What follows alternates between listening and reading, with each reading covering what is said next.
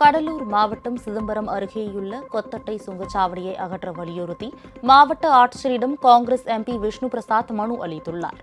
சிதம்பரம் அருகே புதிதாக தொடங்கப்பட்டுள்ள கொத்தட்டை சுங்கச்சாவடியில் அதிக அளவு கட்டணம் வசூலிக்கப்படுவதாக குற்றம் சாட்டி தனியார் பேருந்து ஓட்டுநர்கள் வேலை நிறுத்த போராட்டம் நடத்தினர்.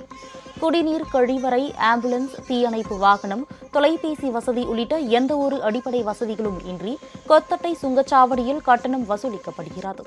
இதனை கண்டித்தும் சுங்கச்சாவடியை அகற்ற கோரியும் காங்கிரஸ் எம்பி விஷ்ணு பிரசாத் தலைமையில் அக்கட்சியினர் ஊர்வலமாக சென்று கடலூர் மாவட்ட ஆட்சியர் ஆதித்ய செந்தில்குமாரிடம் மனு அளித்தனர். எதுவுமே இல்லாத சாலைக்கு டோல் சாலை, சுங்கச்சாலை, அந்த சுங்கத்திற்கு வந்துவிட்டால் ஒரு 1/4 மணி நேரம் நாம் காத்திருக்க வேண்டிய ஒரு அவல நிலை. குறிப்பாக ஒரு பண்டிகை நாட்களில் போகும்பொழுது ஒரு 1/2 மணி நேரம், குறைந்தது 1/2 மணி நேரமாவது நாம் நிற்க வேண்டிய ஒரு சூழலுக்கு தள்ளப்படுகிறோம்.